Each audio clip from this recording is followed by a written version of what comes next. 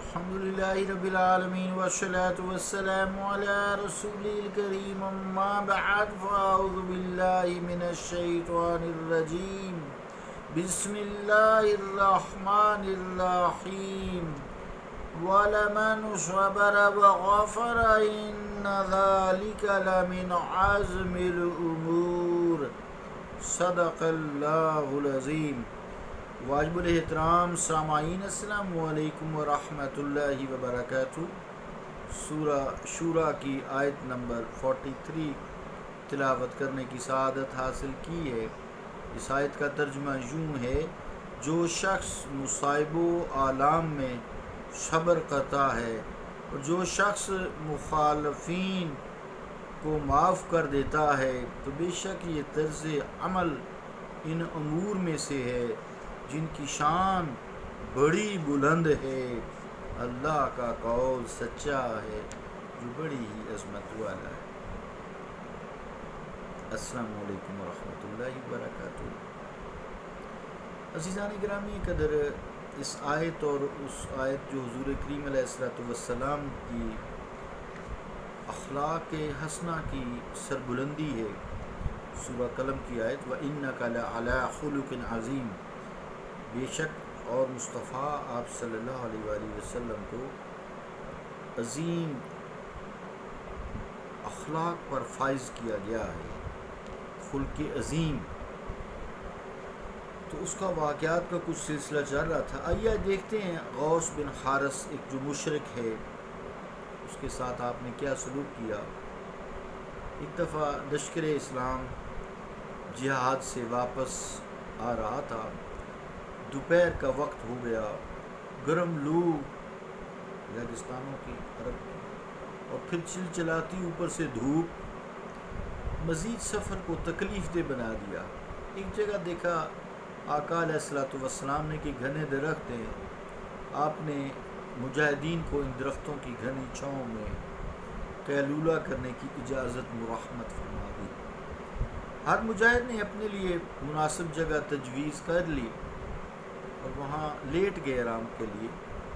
رحمت عالم علیہ الصلوۃ والسلام بھی آرام فرمانے کے لیے ایک جگہ منتخب کرنے کے بعد آرام فرمانے کے لیے لیٹ گئے اور آنکھ لگ گئی، آنکھ مبارک لگ گئی۔ اسی اثناء میں غوث بن حارث ایک مشرک وہاں پہنچ جاتا ہے اور دیکھتا ہے کہ حضور کریم علیہ الصلوۃ والسلام استراحت فرما رہے ہیں، آنکھ لگ گئی ہے۔ تو قریب و جوار میں پھر کوئی صحابی بھی حفاظت کے لیے نہیں ہے، تو اس نے اس تنہائی کا فائدہ اٹھایا اور حضور علیہ الصلوۃ والسلام پر اپنی تلوار میام سے نکال کر سونت لی، حملہ کرنے کے ارادہ سے آگے بڑھا۔ حضور علیہ الصلوۃ والسلام کی آنکھ کھل گئی اور غوث کو اس حالت میں دیکھا کہ وہ اپنی تلوار لہرا رہا ہے آپ پر۔ حضور کریم صلی اللہ تعالیٰ علیہ وآلہ وسلم کو اس نے جب دیکھا کہ آپ کی آنکھ کھل گئی ہے تو کہنے لگا میں یمنعک منی، آپ کو مجھ سے کون بچا سکتا ہے؟ سبل الہدا جلد 7 پیج 33۔ عزیزان گرامی قدر، دشمن کے اچانک آنے سے حضور علیہ الصلوۃ والسلام پر کوئی خوف و ہراس کی کیفیت طاری نہ ہوئی۔ پورے وثوق پورے کانفیڈنس سے فرمایا اللہ، مجھے میرا اللہ بچائے گا۔ ایسا پرجلال جواب سن کر اس پر لرزہ طاری ہو گیا، تلوار اس کے ہاتھ سے گر پڑی۔ رحمت عالم علیہ الصلوۃ والسلام نے اس کی تلوار کو اٹھایا، پھر اس سے پوچھا میں یمنعک منی، اب بتا تجھے میرے وار سے کون بچائے گا؟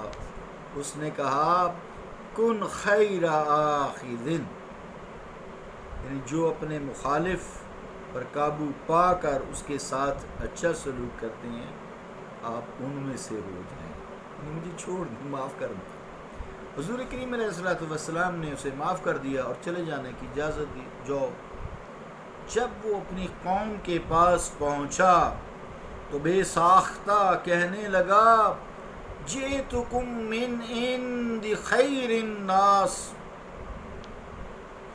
وہ شخص، یعنی حضور علیہ الصلوۃ والسلام کی طرف اشارہ ہے، وہ شخص جو تمام لوگوں سے بہترین ہے، میں اس کے پاس سے آیا ہوں. حضور کریم علیہ الصلوۃ والسلام کی شان عفو و درگزر کو پوری طرح سمجھنے کے لیے اگر آپ کو کسی مزید دلیل کی ضرورت ہو، اس یہودی عورت کو یاد کیجئے جس نے حضور علیہ الصلوۃ والسلام کو ایسی بکری کا گوشت کھلایا تھا جس میں اس نے زہر ملا دی تھی. اس عورت نے اپنے جرم کا اعتراف بھی کیا، لیکن رحمت عالم صلی اللہ علیہ وآلہ وسلم نے اپنی بے مثل عفو درگزر کا اظہار کرتے ہوئے اس کو معاف کر دیا. اسی طرح لبید بن عاصم ایک یہودی تھا، حضور کریم علیہ الصلوۃ والسلام پر جادو کر دیا. اللہ تعالیٰ نے جب اس کا راز فاش کر دیا اور فرشتوں کے ذریعے یہ راز فاش ہوا، اس کا انشاءاللہ ہم سورہ ناس اور سورہ فلق میں جب جائیں گے میں اس کو پورا یہ واقعہ بیان کروں گا. تو بہرحال اس کو پکڑ کر بارگاہ رسالت مآب علیہ الصلوۃ والسلام میں لایا گیا. حضور نے اسے کوئی سزا دینے کا حکم نہیں دیا، سزا دینا تو کجا، سرزنش تک نہ کی اور اس کو رہا کر دیا. عزیزان گرامی قدر، رئیس المنافقین عبداللہ بن ابی سے کون واقف نہیں ہے؟ اس کی کارستانیاں کسی سے مخفی نہیں ہیں. وہ حضور علیہ الصلوۃ والسلام کے راستہ میں قدم قدم پر رکاوٹوں کے پہاڑ کھڑے کر دیتا تھا. حضور علیہ الصلوۃ والسلام کو حضور علیہ الصلوۃ والسلام کو اذیت پہنچانے میں کوئی دقیقہ فروگزاشت نہ کرتا تھا. جنگوں میں جب لشکر اسلام مدینہ طیبہ سے روانہ ہوتا، عبداللہ بن ابی اور اس کے منافق ساتھی ہزاروں میں 2000 کے قریب آپ کے ساتھ جاتے اور ظاہر کرتے ہیں مسلمان ہیں. تھوڑے راستے کے بعد مسلمانوں کو بے دل کرنے کے لیے راستے سے کوئی نہ کوئی بہانہ بنا کر واپس آ جاتے تاکہ مسلمان بے دل ہو جائیں اور جم کر کفار کا مقابلہ نہ کر سکیں. اس کی حجت بازیاں، اس کی دل آزاریاں، اس کی بہتان تراشیاں، اس کے خطرناک منصوبے اور لشکر اسلام کو دھوکہ دینے کی ساری وارداتیں ان کے اس ذکر سے، اس وارداتوں کے ذکر سے تاریخ کی ساری کتابیں بھری پڑی ہیں. بعض صحابہ نے مشورہ دیا کہ منافقین کو ان کو سرداروں سمیت، ان کے سردار سمیت کیفر کردار پر پہنچا دیا جائے، یعنی موت کے گھاٹ اتار کر جہنم واصل کر دیا جائے. سرور عالم علیہ الصلوۃ والسلام نے صحابہ کرام کے اس مشورہ کو مسترد کر دیا اور فرمایا اگر میں ایسا کروں گا تو لوگ کہیں گے ان محمد یقتل اصحابہ، کہ محمد صلی اللہ علیہ وآلہ وسلم نے اپنے صحابہ کو قتل کرنا شروع کر دیا ہے. میں دشمنوں کو، پراپیگنڈا ہی ہوگا نا، کیونکہ انہوں نے مسلمان جو منافقین نے ظاہر کیا ہوا تھا، تو میں دشمنوں کو ایسا پراپیگنڈا کرنے کا موقع فراہم نہیں کر سکتا. سبحان اللہ. اللہ رب العالمین ہمیں بھی جو ہے آپ صلی اللہ تعالیٰ علیہ وآلہ وسلم کی طرح آپ کے اس نقش قدم پر چلنے کی توفیق عطا فرمائے. صلی اللہ تعالیٰ علی رسول خیر خلقہ محمد وعلی آلہ واصحابہ اجمعین برحمتک یا ارحم الراحمین.